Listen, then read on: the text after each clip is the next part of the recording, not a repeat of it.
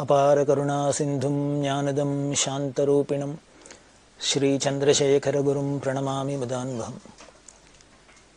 1968 வருஷ வாக்கில் சிகந்தராபாத் ஹைதராபாத்தில் பெரியவா இருக்கிறதே பல புது ஆலயங்கள்லாம் எழும்புறதுக்கு காரணமாக இருந்தது அப்படின்லாம் பார்த்தோம். அதில் ஸ்கந்தகிரி அப்படிங்கிறது ரொம்ப முக்கியமான ஒரு விஷயம்.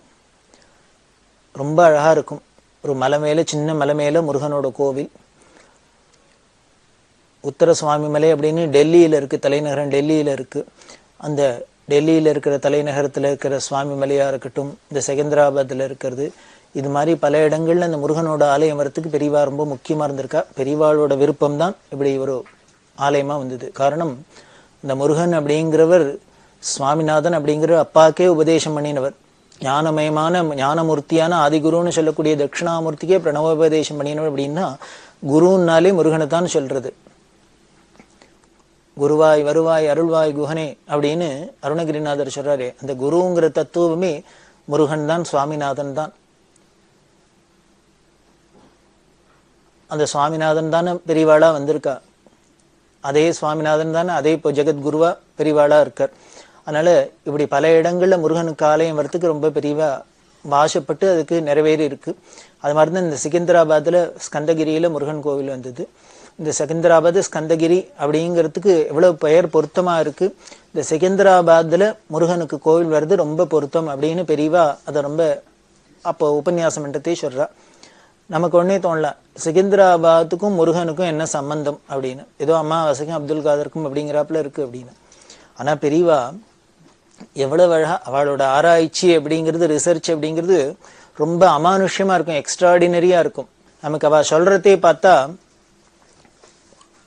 இப்பவும் தெய்வத்தின் குரல் எடுத்து பாருங்க, பல விஷயங்கள் அவ பேசுறதே பார்த்தா ஏதோ அவ அனுமானம் பண்ணி பேசினதா நாம நினைச்சுக்கலாம். ஆனா அப்படி இல்லை. எவ்வளவு அதுல ஒரு நியாயமா இருக்கும், அது ரொம்ப பொருத்தமா இருக்கும் அப்படிங்கறதெல்லாம் படிச்சு பார்க்கறதே தெரியும். அதே போலதான் இந்த செகந்திராபாத்துக்கும் முருகனுக்கும் என்ன சம்பந்தம் அப்படிங்கிறது பெரியவா கேட்கிறா. ஒரு ஆச்சரியமான விஷயம் இந்த இடத்துல சொல்லணும். அலகாபாத் அப்படின்னு ஒரு இடம் இருக்கு உத்தரப்பிரதேசத்துல, பாக்குறோம்.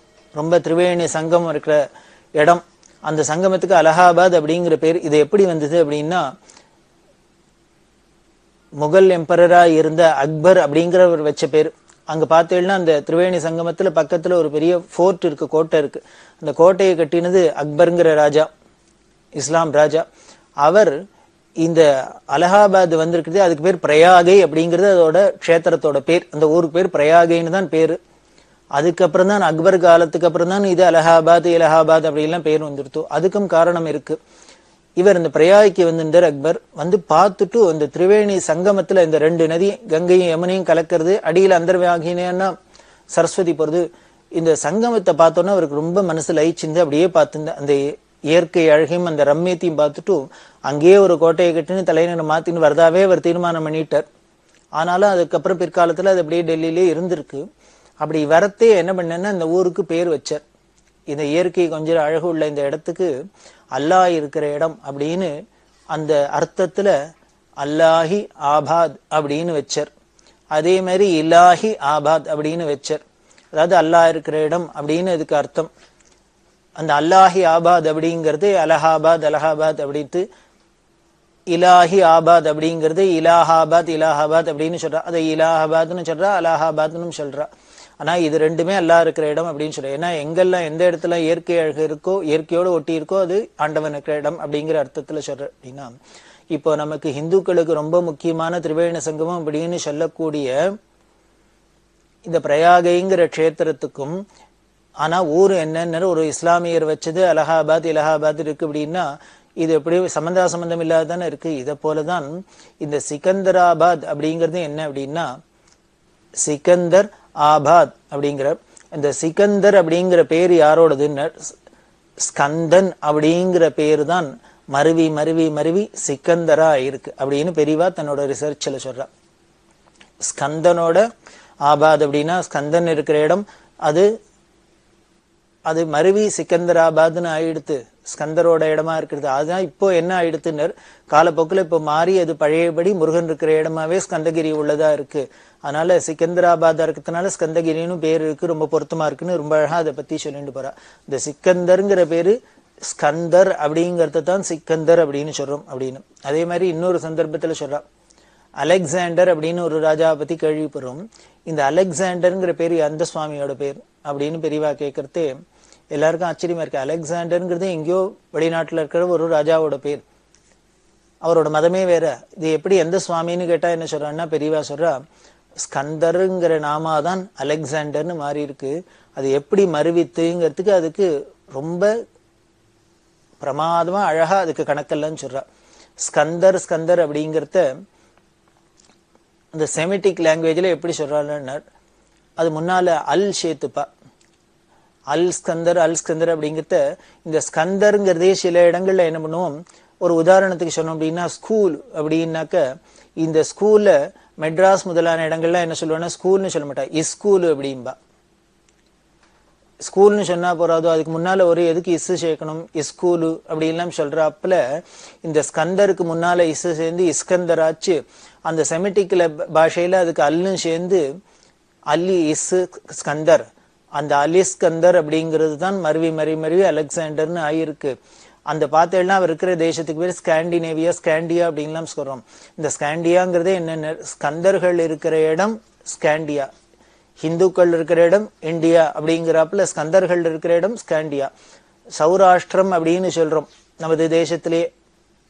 சௌரர்கள் அப்படின்னு சொல்லக்கூடிய சூரியனை வழிபடுறவர்களா இருக்கக்கூடிய இடம் சௌராஷ்டிரம், சௌரர்கள் இருக்கிற ராஷ்டிரம் சௌராஷ்டிரம். அது மாதிரி ஸ்கந்தர்கள் இருக்கிற இடம் பிரதேசம் ஸ்காண்டியா அப்படின்லாம் இருக்கு. அதுக்கு ஏத்தாப்புல அந்த பிரதேசமே ஸ்கந்தர்கள் ஒரு காலத்துல உலகம் முழுக்கலுமே இந்த தெய்வ வழிபாடுல இருந்திருக்கு அப்படிங்கிறது நமக்கு தெரியுது. சரித்திர மூலியமாவே ரொம்ப நிரூபணம் வந்து தெரியுது. இதெல்லாம் தான் பெரியவா சொல்றா.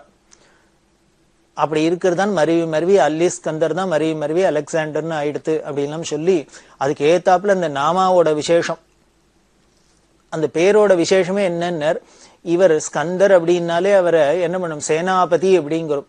தேவசேனைகளுக்கெல்லாம் அதிபதியா இருந்திருக்கார் அப்படின்னு சொல்றார். எல்லாரையும் அசுரர்கள்லாம் ஜெயிச்சார் அப்படின்னு சொல்றோம். அதே போலயே இந்த நாமாவோட விசேஷம் போல இருக்கு. இந்த ஸ்கந்த நாமா இருக்கிறதுனாலே அலெக்சாண்டரும் உலகம் முழுக்களும் ஜெயிக்கிறாப்புல இருந்தது, வெற்றி வீரரா இருந்தார் அப்படின்லாம் சொல்லிவிட்டு இந்த அலெக்சாண்டருக்கு வியாக்கியானம் பண்றா. முருகன் தான் நாமா, முருகனோட நாமா தான், ஸ்கந்தனோட நாமா தான். அதே மாதிரி இந்த சிக்கந்தருங்கிறதும் ஸ்கந்தனோட நாமா தான் சொல்லி அதுக்கு பொருத்தமா சிக்கந்தராபாத்ல ஸ்கந்தகிரியில முருகனுக்கு ஆலயம் வந்திருக்கிறது ரொம்ப பொருத்தமா இருக்கு அப்படின்லாம் சொல்றா. இது பெரியவா தன்னோட ஆராய்ச்சியில சொல்ற பல விஷயங்கள். இதை விட இன்னொரு விசேஷமான விஷயம் ஒண்ணு சொல்றா. அமெரிக்கால கலிபோர்னியா அப்படின்னு ஒரு இடம் இருக்கு. இந்த கலிபோர்னியாவை பத்தி சொல்றதே பெரியவா சொல்றது இன்னும் ரொம்ப சுவாரஸ்யமா இருக்கும். நமது புராண கால ரிஷிகள்ல ஒருத்தர் பாக்குறோம், கபிலர் அப்படின்னு சொல்றோம். கபிலருங்கிற ஒரு ரிஷி. அந்த கபிலர் ரிஷிகள்லாம் எப்பொழுதுமே காட்டுலயும் வனத்திலையும் அது மாதிரி இடத்துலதான் தபஸ் பண்ணிட்டு இருக்கா. அப்படி இருக்கிறது இந்த கபிலர் இருந்த இடம், தபஸ் பண்ணி இருந்த இடம் ஆரண்யத்துல இருந்தது. இந்த கபிலர் இருந்த ஆரண்யம் தான் கபிலாரண்யம், கபிலாரண்யம்னு சொல்றோம் நாம. இந்த கபிலாரண்யம் தான் மருவி மருவி மருவி கலிபோர்னியாவா இன்னைக்கு வந்திருக்கு. அதனால கபிலர் இருந்த இடம் அப்படின்னு சொல்றா. இதுக்கு சாட்சியா என்ன அப்படின்னா அங்க பக்கத்துல ஆஷ் ஐலண்டு, ஹார்ஸ் ஐலண்ட் எல்லாம் இருக்கு. பெரியவா தன்னோட ரிசர்ச்சுக்கு இது ஒத்து போறது, இது சரி அப்படிங்கிறதுக்கு, உண்மை அப்படிங்கிறதுக்கு இதெல்லாம் சாட்சியா காமிக்கிறா. அது என்ன சார், கபிலாரண்யத்துக்கும் ஹார்ஸ் ஐலண்டுக்கும் ஆஷ் ஐலண்டுக்கும் என்ன சம்பந்தம் அப்படின்னா, ராமாயணத்துல சகரன்னு ஒரு ராஜா. இந்த சகரர்களுக்கு 10,000 குழந்தைகள், பிள்ளைகள். இந்த சகரராஜா அஸ்வமேதம் பண்ணணும் அப்படின்னு ஆரம்பிச்சு இந்த குதிரைய விட்டார். அதாவது அஸ்வமேதம் பண்ணணும், இந்த ராஜா என்ன பண்ணணும், அதுக்குன்னு ஒரு குதிரைய தீர்மானம் பண்ணி அதை எல்லா ஊர்லயும் விடுவா. அது போயிட்டு வரணும், வீதி விழா போயிட்டு வரணும். அப்படி வரத்தை அந்த ராஜாவான அந்த குதிரையை எடுத்து கட்டிவிட்டான்னா அந்த ராஜாக்கு இந்த குதிரையை விட்ட ராஜா அஸ்வமேதம் பண்றதுல விருப்பம் இல்லை அப்படின்னு. அதாவது என்ன பண்ணணும், சக்கரவர்த்தின்னு ஒத்துக்கணும், சாம்ராட்னு. எல்லா ராஜாக்களும் இவனை தான் சக்கரவர்த்தின்னு ஒத்துண்டாதான் அவன் அஸ்வமேதம் பண்ணலாம் அப்படின்னு சாஸ்திரம் இருக்கிறதுனால இந்த குதிரையை விடுவா. அந்த குதிரையை யாரும் பிடிச்சு கட்டிவிட்டாள்னாக்க உடனே அந்த ராஜாவோட போய் இவன் போர் பண்ணி ஜெயிச்சு அதுக்கப்புறம் தான் அந்த குதிரையை மீட்டு தான் அஸ்வமேதம் பண்ண முடியும். அது மாதிரி இந்த ராஜா சகரன் குதிரையை விட்டான். இது எல்லா 4 திக்கிலையும் போயிட்டு வரத்தே திடீர்னு பார்த்தா குதிரையை காணும், திரும்பி வரல. எங்க போச்சு ஏது போச்சு அப்படின்னு தெரியல. இந்த குதிரை என்ன ஆயிடுத்துன்னா தேவேந்திரன் எடுத்துன்னு போய் மறைச்சு வச்சுட்டான். இந்த அஸ்வமேதம் நடக்கிற குதிரைய எதுக்கு தேவேந்திரன் மறைக்கணும்னா, இந்த அஸ்வமேதம் நடக்க போறது அப்படின்னா அதுக்கு முதல்ல யாரு இடைஞ்சல் பண்ணுவான்னு தேவேந்திரன் தான் பண்ண. காரணம் சாஸ்திரத்துல சொல்றது 100 அஸ்வமேத யாகம் பண்ணிட்டா அவனுக்கு இந்திர பதவி அப்படின்னு சொல்றது. சோ அதனால இந்திரன் என்ன பண்ணுவார், யாரான அஸ்வமேதம் பண்ணினா தன்னோட 100 ஆயிடுத்துனா தனக்கு போட்டிக்கு வந்துருவாங்கிறதுனாலயே ஆரம்பத்திலேயே இந்த அஸ்வமேதம் நடக்கூடாது தடுத்துனே வந்துருவான். அது மாதிரி இந்த சகரராஜா அஸ்வமேதம் பண்றது குதிரையை விட்டா இந்த குதிரையை எடுத்துன்னு போனார் இந்திரன் மறைச்சு. எங்க கொண்டு மறைச்சு வச்சார்னர், பாதாள லோகத்துல இருந்த கபிலருங்கிற ரிஷியோட ஆசிரமத்துக்கிட்ட கட்டிட்டு போயிட்டார். ஏன் அப்படின்னா தான் வச்சிருந்த சகரன் பெரிய வீரன், நம்மளோட போருக்கு வந்துருவான், நம்மள்ட்ட ஏதான சண்டை வந்துடும், நாம தோத்து போயிடுவோம் அப்படிங்கிற பயந்துட்டு இந்த ரிஷி ஆசிரமத்துக்கு பக்கத்துல கொண்டு கட்டிட்டு போயிட்டு. காரணம் ரிஷிகள் தபஸ்வியா இருக்கிறதுனால இந்த ராஜாக்களை ஏதான வந்து வம்பு பண்ணினா அவ ஏதோ சபிச்சு ஏதோ பண்ணிடுவா அப்படிங்கறதுல. இப்படி அனுச்ச குதிரையை காணும் என்ன ஏதுன்னு பாக்குறதே வசிஷ்டர்கிட்ட சொல்ல, இவரி கீழே கொண்டு போய் கட்டியிருக்கு அப்படின்னு அவர் சொல்லல. அவர் என்ன பண்ண திரிகால ஞானியா இருந்தாலும் சரி குழந்தையில விட்டு தேட சொல்லுன்ட்டு இவரோட 10,000 குழந்தையில அனுப்பிச்சா எல்லா திக்குலையும் போய் தேடுங்கன்னு. அதுல என்ன பண்ணா பாதாள லோகத்துல இவெல்லாம் தேடின்னு வந்தா பூமியை தோண்டி தோண்டி தோண்டின்னு உள்ள போறா. அப்படி தோண்டினா பூமியை தோண்டினா ஒரே தண்ணி வந்துரும் இல்லையா, அப்படி ஆயிரக்கணக்கான பேர் தோண்டினாக்க அது எத்தனாம் பெரிய பள்ளமா இருக்கும், எவ்வளவு தண்ணி வரும். அப்படி வந்ததுனாலேயே அது சகரம்னு பேரு, சாகரம் அப்படின்னு சகரகுமாரர்களால தோண்டப்பட்டதுனாலேயே சமுத்திரத்துக்கு பேர் சாகரம் அப்படின்னே பேரு. அப்படி தோண்டி தோண்டி தோண்டின்னு கடலுக்கு அடியாலே பாதாள லோகத்துல போய் பார்த்தா அங்க ஒரு ரிஷி தபஸ் பண்ணிட்டு உட்கார்ந்துருக்க நிஷ்டையில இவ அப்பா கிட்ட குதிரை அஸ்வமேத்துக்கிட்ட குதிரை ஓரமா கட்டி கிடக்கு. இந்த சகரகுமாரர்களுக்கெல்லாம் இந்த ரிஷி தான் இதை திருடின்னு வந்து இங்க கட்டியிருக்காரு அப்படின்னு தோணி என்ன பண்ணா அவரோட சண்டைக்கு போனான். அவர் உடனே பார்த்தார், எங்கேருந்தோ அந்த பசங்க நம்மள்ட்ட நாம் பட்டு தபஸ் பண்ணிக்கிட்டு அந்த மனசை கழிச்சு நம்மள ஹிம்சை பண்றாளேன்னு என்ன பண்ணார், எல்லாரையும் முழிச்சு பார்த்தாரு. எல்லாரும் அத்தனை பேரும் பஸ்மமா போயிட்டா. இந்த சகரகுமாரில் அத்தனை பேரும் 16,000 பேரும் சாம்பலா போயிட்டா. அப்படி சாம்பலா போனா அப்படி 10,000 பேருக்கு மேல இருக்கிற ஆயிரக்கணக்கான பேர் செத்து அந்த இடத்துல பஸ்மமாகி அதுல எலும்பும் சாம்பலுமா இருந்தா எப்படி இருக்கும், ஒரு பெரிய தீவா எடுத்து. அதைத்தான் அந்த குதிரை கட்டி இருந்ததுனால கபிலரோட ஆசிரமத்துக்கிட்ட குதிரை இருந்ததுனாலே அது ஹார்ஸ் ஐலண்ட்னு இருக்கு. அது எல்லாம் அத்தனை பேரும் வந்தவாள்லாம் சாம்பலா போனதுனாலே ஆஷ் ஐலண்டுன்னு இருக்கு. இப்படி ராமாயணத்துல சொல்ற கதையும் புராணத்துல சொல்ற கதைக்கும் இன்னைக்கு பார்த்தா ஜியோகிராபிக்கலா ஒரு பிரதேசத்துல போய் பார்த்தா இப்படி எல்லாம் ஒரு பெயரோடையும் இருக்குன்னாக்க எவ்வளவு தூரத்துக்கு இதெல்லாம் உண்மை அப்படிங்கிறது தெரியுது அப்படின்னு தன்னோட ரிசர்ச்ல இந்த கலிபோர்னியாங்கிறது அப்படி இந்த கபிலர் இருந்த ஆசிரமம் தான். இது பாதாள லோகம் அப்படின்னு பார்த்தேன்னா இப்ப நேர் நமக்கு பின்னால இருக்கு அமெரிக்கா. அதனால்தான் 24 மணி நேரம் போல நமக்கும் அவளுக்கும் வித்தியாசம் வருது. இங்க பகலா இருந்தா அங்க ராத்திரி இருக்கு, அங்க ராத்திரியா இருந்தா இங்க பகலா இருக்கு அப்படின்னு. இப்படி நமக்கு நேர் பின்னாலனாலே இது கீழே தானே இருக்கு அப்படின்னு அர்த்தம், பாதாளம்னு தானே சொல்றோம். இதெல்லாம் சொல்லி பெரியவா இந்த கபிலாரண்யம் அப்படிங்கிறது தான் கலிபோர்னியாவா இருக்கு அப்படின்னு அதுல தன்னோட ரிசர்ச்ல அத மாதிரி சொல்றா. உலகத்துல பல ஊருக்கு பல பேர் சொல்றதே பெரியவா ரொம்ப ஆச்சரியமா இருக்கும் அவளோட ரிசர்ச். ஒரு பையன் வந்து நமஸ்காரம் பண்ணார், எந்த ஊரு அப்படின்னா இந்த பையன் ஈரோடு அப்படின்னார். பெரியவாட்ட ஈரோடா, அந்த ஊருக்கு ஏன் அப்படி பேரு அப்படின்னா அந்த பையனுக்கு புரியல. ஒரு ஊருக்கு ஏன் இப்படி பேருன்னு கேட்டா என்னத்த சொல்றது, எனக்கு தெரியல அப்படின்னு. நீ கோவிலுக்கெல்லாம் போற வழக்கம் உண்டா? உண்டு. அந்த ஊர்ல ஒரு சிவன் கோவில் இருக்கே பாத்திருக்கியா? பேருக்கேன் பார்த்திருக்கேன். அந்த ஊர்ல நடுப்புற ஈரோடுல பெரிய சிவன் கோவில் இருக்கு, பாத்திருக்கியா? பாத்திருக்கேன். அந்த சுவாமி பேர் என்ன அப்படின்னு அவனுக்கு சொல்ல தெரியல, சட்னி ஞாபகம் இல்ல, மறந்து போயிடுத்து. உடனே பெரியவா சொன்னா ஆர்திர கபாலீஸ்வரர்னு பேரு அந்த சுவாமி பேர். இந்த பெயரை சொல்லி அப்படின்னா என்ன அர்த்தம் அப்படின்னா அந்த பையனுக்கு சம்ஸ்கிருதம் தெரியல, புரியல, தெரியல அப்படின்னா உடனே பெரியவா சொல்றா ஒண்ணுமில்லை ஈரோடுன்னு பேரு அப்படின்னா. ஆர்திர கபாலம் அப்படின்னா ஈர ஓடுன்னு பேரு. அந்த ஆர்திர கபாலம்னு ஈர ஓட்ட சுவாமி வச்சுருக்கிறதுனால கையில கபாலத்தை வச்சுருக்கிறதுனால பேர் கபாலி கபாலீஸ்வரர்னு பேரு. இந்த ஆர்திர கபாலம்னு ஈர ஓட்ட நனைஞ்ச ஓட்ட வச்சுருக்கிறதுனாலே ஆர்திர கபாலீஸ்வரர்னு பேரு. இந்த ஈர ஓட்ட கையில வச்சுருக்கிற பரமேஸ்வரன் இருக்கிறதுனாலே அவர் இருக்கிற ஊருக்கு பேரும் ஈரோடுன்னு பேரா இருக்கு அப்படின்னா. அது என்ன ஈர ஓடு அப்படின்னா பிரம்மாவுக்கு 5 தலை இருந்தது முதல்ல, பரமேஸ்வரனுக்கும் 5 தலை, சத்யோஜாதம் வாமதேவம் அகோரம் தத்புருஷம் ஈசானம்னு. இந்த பிரம்மாவுக்கு என்ன பண்ணிடுத்து, கர்வம் வந்துடுத்து. எல்லாரும் பெருசா பரமேஸ்வரன் பரமேஸ்வரனுங்கிறா, அவரும் நம்மளும் ஒண்ணு தானே, நமக்கும் 5 தலை அவருக்கும் 5 தலை அப்படின்னு. இது மாதிரிலாம் வச்சுன்னு நாம நேருக்கு நேர் பார்த்து பிசிக்கலா இருக்கிற விஷயங்களை வச்சு நாம ஏதோ ஒண்ணுன்னு நினைச்சுடுவோம். இப்ப பெரியவாடையே பார்த்தா ஒரு நம்மள மாதிரியே சாதாரண ஒரு மனுஷஸ்வரூபத்துல 2 கை, கண்ணு, காலு, மூக்கு, நாக்கெல்லாம் வந்தோடனே நமக்கு என்ன தோன்றது? வர ஒரு ஈஸ்வரன் சொன்னா இது ஏதோ மிகைப்படுத்துறாப்புல இருக்கு, ஏதோ நம்மளாவே என்னன்னு தூக்கி விடுறாப்புலாம் இருக்கு. சில பேர் அபிமானத்துல சொல்றாப்புல இருக்கும். அப்படி இல்லை. நம்மள மாதிரி சாதாரண ஒரு వ్యక్తిயா இருந்தா கூட அது அப்ராகிருதமான சரீரம், அது ஈஸ்வர அவதாரம் அப்படிங்கிறது நமக்கு புரிஞ்சுக்கணும். அவளோட காரியத்திலேயும் தான் அதை புரிஞ்சுக்க முடியும். சுவாமி கீதையிலே சொல்றாரு, அவஜானந்தி மாமூடா இமானி மானுஷீம் தனுமாஸ்ரிதம் அப்படிங்கிற. நான் ஒரு மனுஷ சட்டையை போட்டுன்னு வந்துட்டதுனால, மனுஷ உருவத்தை எடுத்துன்னு வந்துட்டதுனால என்னை யாருன்னு என்னோட உண்மை தத்துவத்தை யாராலையும் புரிஞ்சுக்க முடியாது. அதை மூடர்கள் அப்படின்னே சொல்றார். மூடர்கள்லாம் புரிஞ்சுக்க முடியாது அப்படிங்கிற. அப்போ அது வந்திருக்கிறது ஒரு மனுஷ சரீரத்துக்குள்ள வந்தாலும் இது ஈஸ்வரன் தான் அவதார புருஷன்னு நாம தெரிஞ்சுனுட்டோம்னா நாம மூடர்கள் இல்லை, நாம தான் ஞானிகள் அப்படின்னு தெரியுது. அதுதான் நாமளும் தெரிஞ்சுட்டு இருக்கோம். பெரியவாள் இப்படி ஈஸ்வரன்னு நாம தெரிஞ்சுன்னு கொண்டாடி இப்படி எல்லாம் நாம கேட்கிறோம், ஆனந்தப்படுறோம், பக்தி பண்றோம் அப்படின்னா நிச்சயம் நமக்கும் தெளிவுதானே ஏற்பட்டிருக்கு.